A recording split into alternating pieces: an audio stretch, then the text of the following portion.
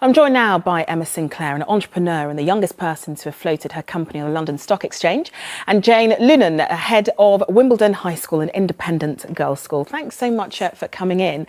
Now, the gap is narrowing, though, because it was 23% last year, so it's dropped by 1%. But why do you think these problems are still here? I'll start with you first, Emma. Well, it's a slow improvement, isn't it? I mean, it is a shame that the 1970s Equal Opportunity Pay Act hasn't really made a marked difference. But I'm sure that it must be a pipeline thing, because if you look at the statistics, there are increasing numbers of women in FTSE positions, running businesses, lead managers, and in lead positions in businesses.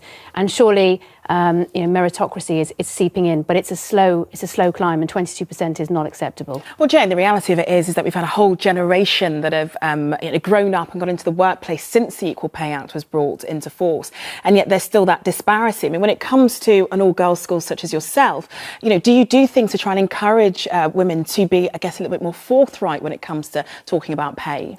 Yes, absolutely. And whilst I think there is a huge responsibility on the employers to try and improve this problem, there is real work that needs to be done with employees, and that starts in schools and with girls. And I think what we do at Wimbledon High, one of the GDST schools, I know my other GDST colleagues do this too, is a lot of work on trying to give girls a voice and make them really clear about what they are worth, what their value is, what their self-esteem and their sense of themselves. Because if you develop that, then when they go into the workplace, they know what they should be getting. But when it, obviously that's really good to come from that stage, and it's good that you speak about business being their responsibility as well, because a lot of these figures, when talking about it talks about the fact that when you get higher up in business, you're less likely to find part-time roles higher up, or people being willing to put on flexible hours. Yes.